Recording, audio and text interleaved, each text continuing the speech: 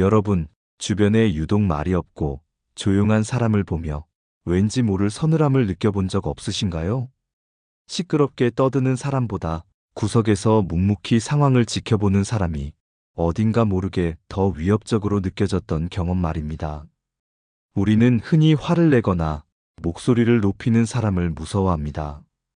하지만 진짜 무서운 사람은 폭풍전야의 바다처럼 깊이를 알 수 없는 침묵을 지키는 사람입니다. 도대체 그 조용함 속에는 어떤 힘이 숨겨져 있는 걸까요? 우리는 왜 그들의 고요함 앞에서 나의 미천이 드러나는 듯한 기분을 느끼는 것일까요? 이 질문에 대한 답을 찾기 위해 평생을 타인의 시선과 싸우면서도 자신만의 내면을 단단히 다졌던 다산 정약용 선생의 지혜를 빌려보려 합니다. 아울러 직장에서 정체 모를 불안감을 느꼈던 어느 중년 남성의 이야기를 통해 침묵이 가진 진정한 무게를 살펴보겠습니다. 정약용 선생은 유배라는 가혹한 시련 속에서도 자신을 잃지 않고 수백 권의 책을 써낸 인물입니다. 그가 세상과 단절된 채 보낸 시간은 단순한 고립이 아니었습니다.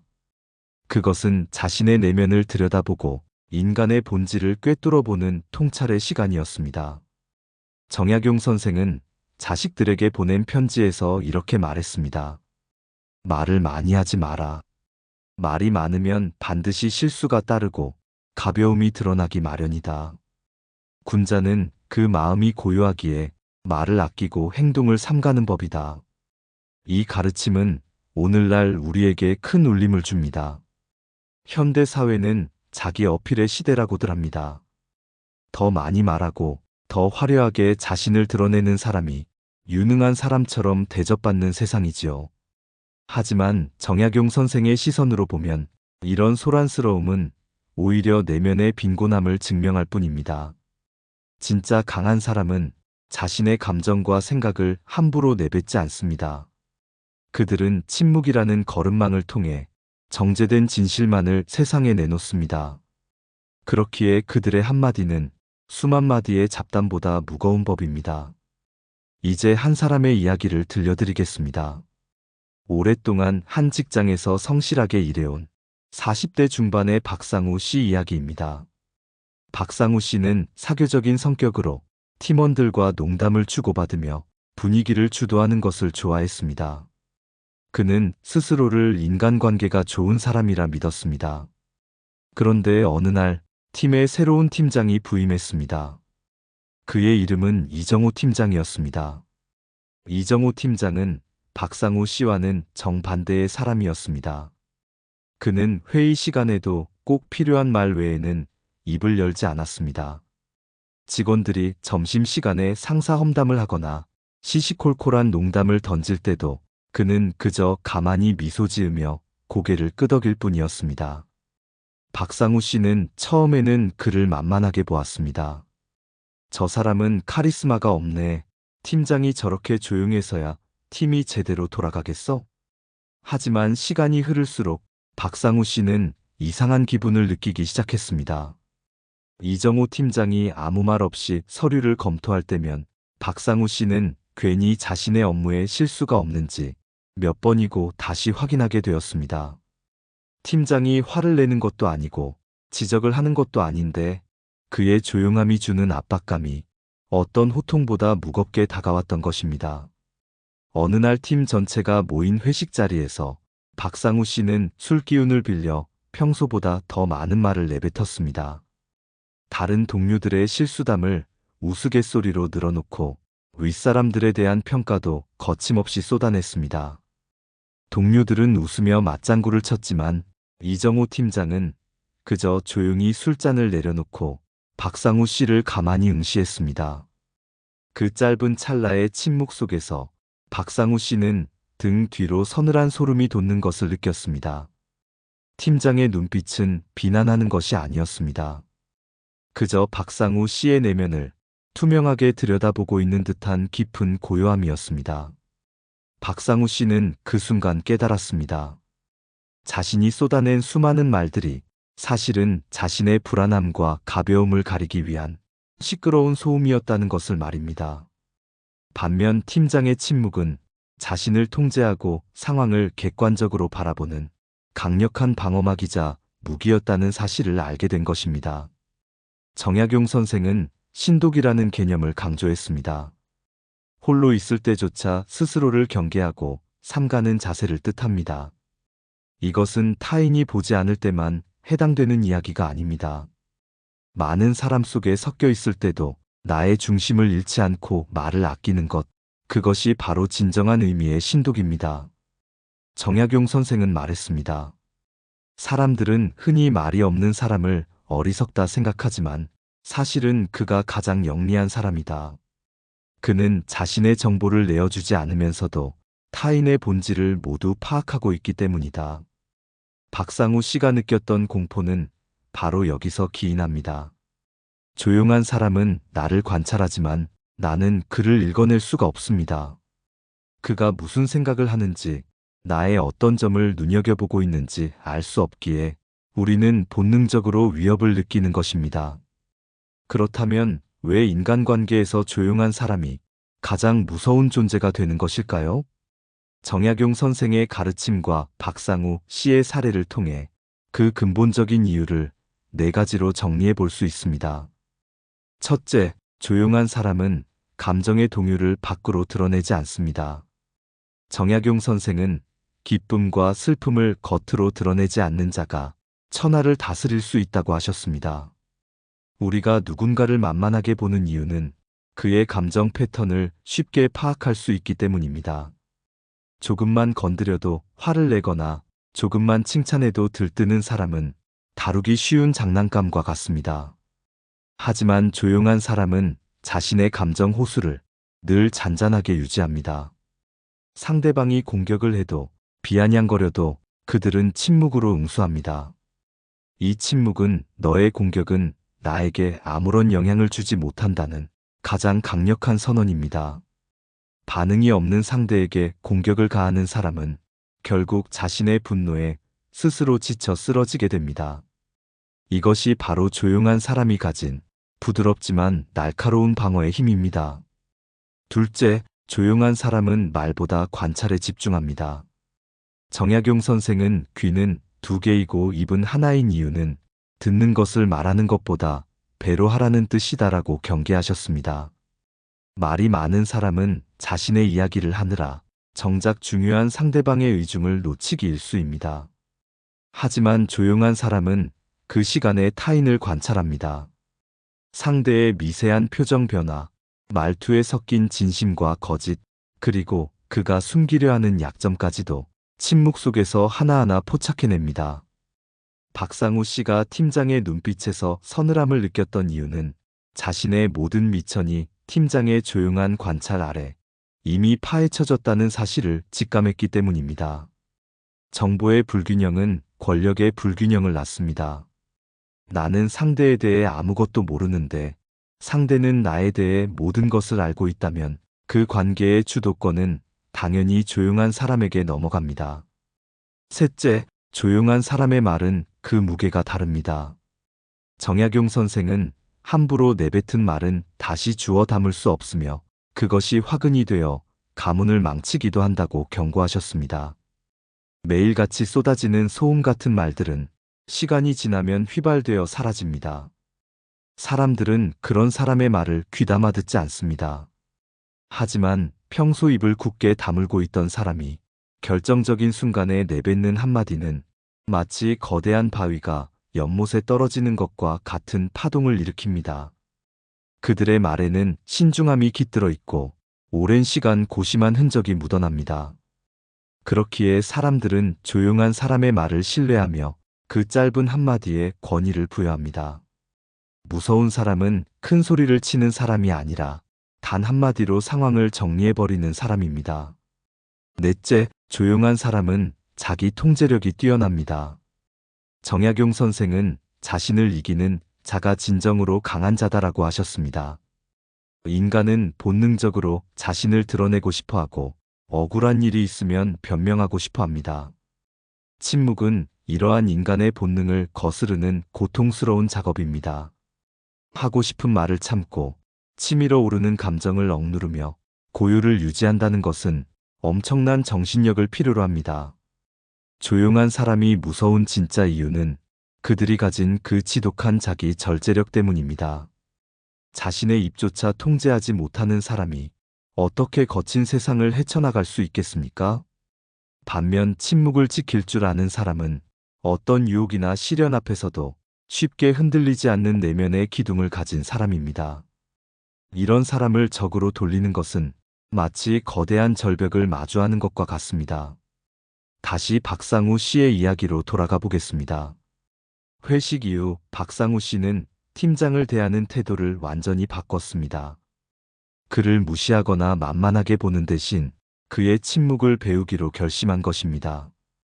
박상우 씨는 회의 시간에도 말을 줄이고 동료들의 험담에 가담하지 않았습니다.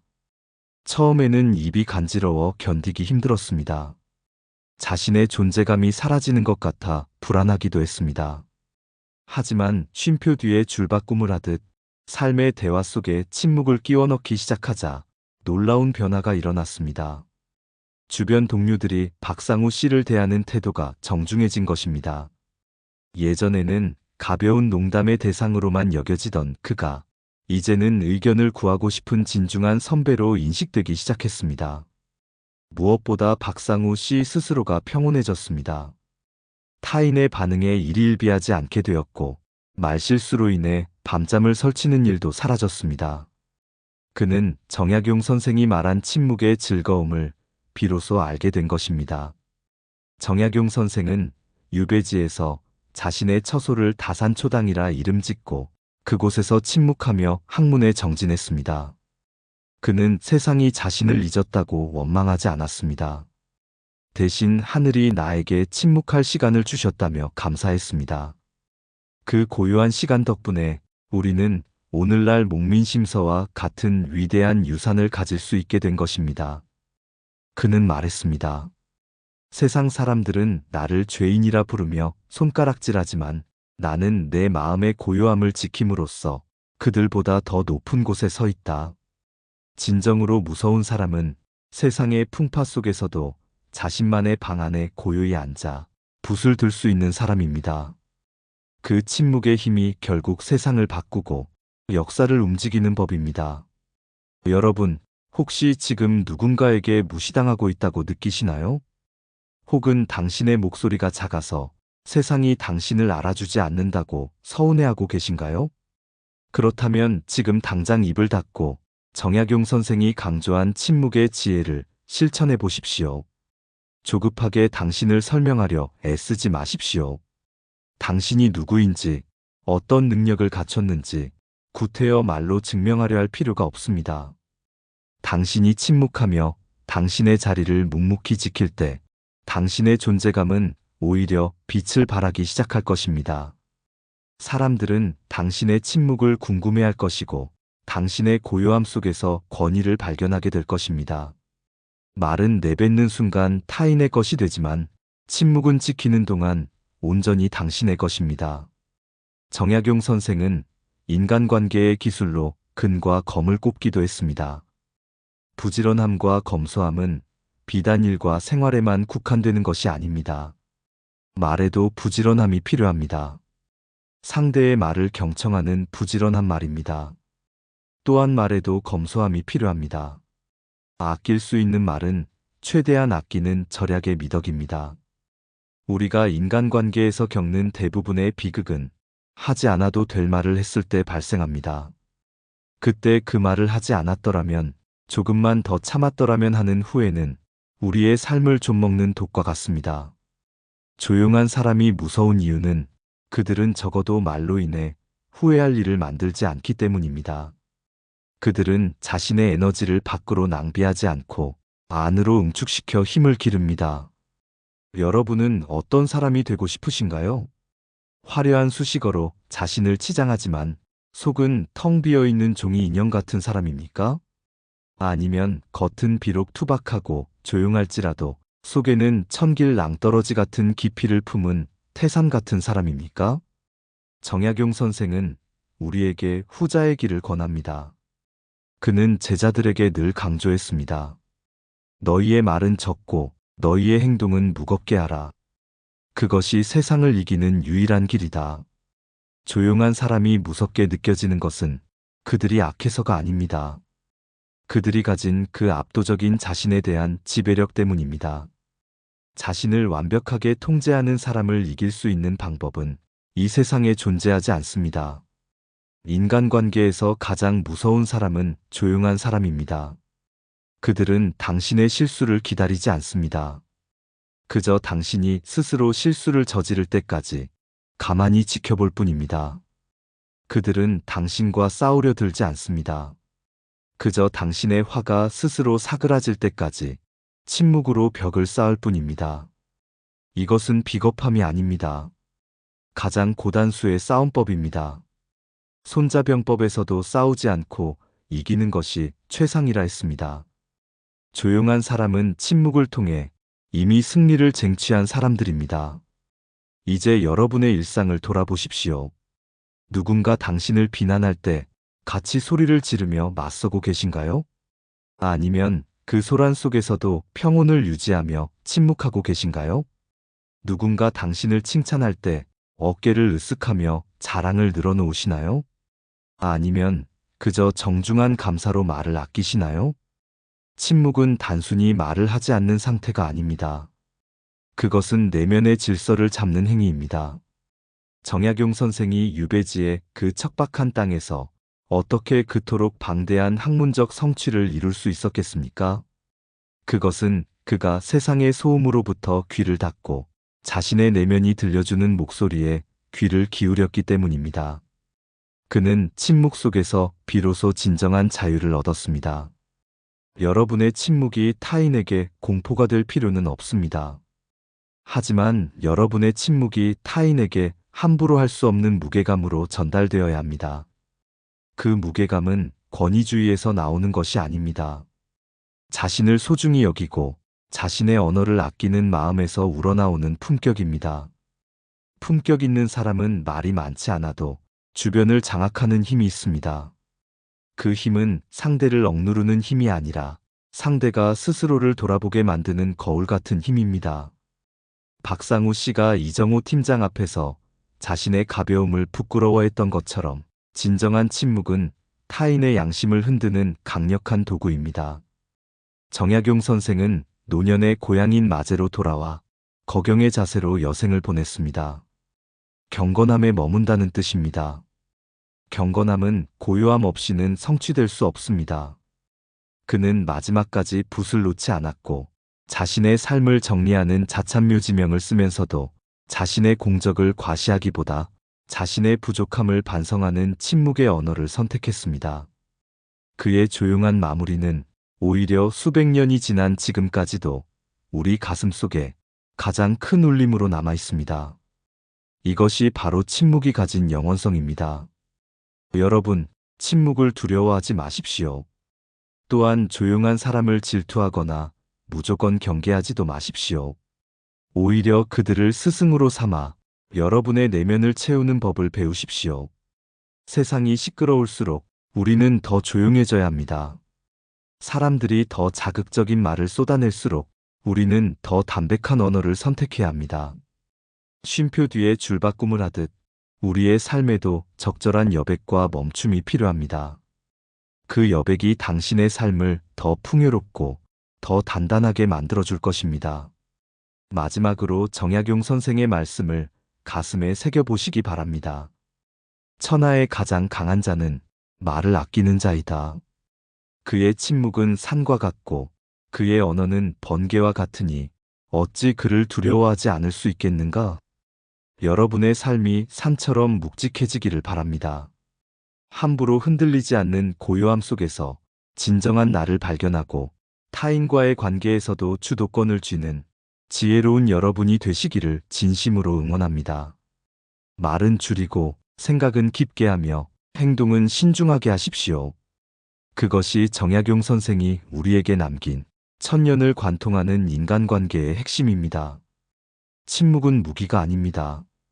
그것은 나를 지키는 가장 단단한 성벽이자 타인을 이해하는 가장 넓은 창입니다. 오늘 하루 단 몇 분이라도 좋으니 세상의 모든 소리를 끄고 여러분의 침묵 속에 머물러 보십시오. 그 고요함이 여러분에게 건네는 이야기에 가만히 귀를 기울여 보시기 바랍니다. 거기에 당신이 그토록 찾아 헤매던 인생의 답이 숨겨져 있을지도 모릅니다. 침묵은 단순히 비어있는 상태가 아니라 가장 충만한 상태입니다. 가득 차 있는 항아리는 흔들어도 소리가 나지 않지만 비어있는 항아리는 작은 충격에도 요란한 소리를 냅니다. 여러분의 내면을 지혜와 통찰로 가득 채우십시오. 그리하여 어떤 바람이 불어도 소리내지 않는 깊고 푸른 호수 같은 사람이 되십시오. 사람들이 당신의 조용함을 무서워한다면 그것은 당신이 비로소 자신의 삶의 진정한 주인이 되었다는 증거일 것입니다. 정약용 선생의 지혜를 빌려 전해드린 이 이야기가 여러분의 지친 마음을 다독이고 복잡한 인간관계의 매듭을 푸는 작은 열쇠가 되기를 바랍니다. 침묵의 힘을 믿으십시오. 그리고 그 고요함 속에서 피어나는 당신만의 향기를 즐기십시오. 세상은 시끄러운 사람의 말을 듣는 척하지만 결국 조용한 사람의 행동을 따르게 되어 있습니다. 여러분의 삶이 그런 향기로운 침묵으로 가득 채워지기를 소망합니다. 평소에 말이 많다는 소리를 듣거나 말실수로 자책하는 일이 잦았다면 오늘부터라도 정약용 선생의 신독을 기억하십시오. 한 번 말하기 전에 3번 생각하고 꼭 필요한 말이 아니라면 미소로 대신해 보십시오. 처음에는 어색하고 힘들겠지만 그 과정이 반복될수록 당신의 내면에는 누구도 범접할 수 없는 단단한 힘이 생겨날 것입니다. 그 힘이야말로 당신이 가질 수 있는 가장 강력하고 아름다운 무기입니다. 조용한 사람이 되십시오. 그러나 무기력한 사람이 되라는 뜻은 아닙니다. 내면의 열정은 뜨겁게 불태우되 그 불꽃을 밖으로 흩뿌리지 않는 사람이 되라는 뜻입니다. 응축된 에너지는 폭발적인 힘을 발휘합니다. 당신의 침묵이 그 에너지를 모으는 그릇이 되어줄 것입니다. 다산 정약용 선생이 유배지에서 보냈던 그 고독한 침묵이 수백 권의 책으로 결실을 보았듯이 여러분의 침묵 또한 여러분의 삶을 가장 찬란한 작품으로 만들어줄 것입니다. 마음을 가라앉히고 호흡을 가다듬으며 오늘 하루를 조용히 마무리해 보십시오. 당신이 내뱉지 않은 그 말들이 당신의 영혼을 더욱 풍성하게 살찌우고 있을 것입니다. 침묵은 가장 고귀한 대화입니다.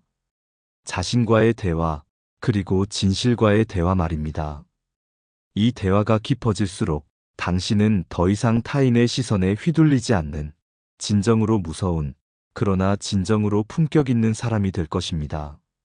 정약용 선생의 가르침은 멀리 있지 않습니다. 지금 이 순간 여러분의 입술을 닫고 마음의 눈을 뜨는 것에서 시작됩니다. 고요함이 주는 축복을 만끽하십시오.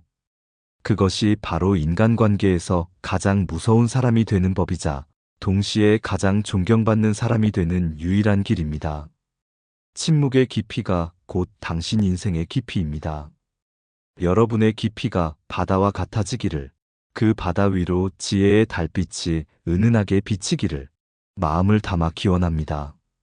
인간관계의 복잡함 속에서 길을 잃었을 때 정약용 선생의 고요한 뒷모습을 떠올려 보십시오.